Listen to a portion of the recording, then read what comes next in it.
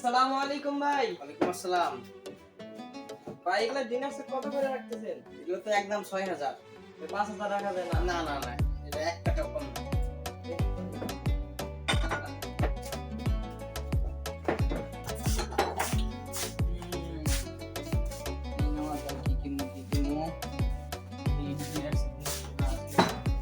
সুন্দর কি নিবেন?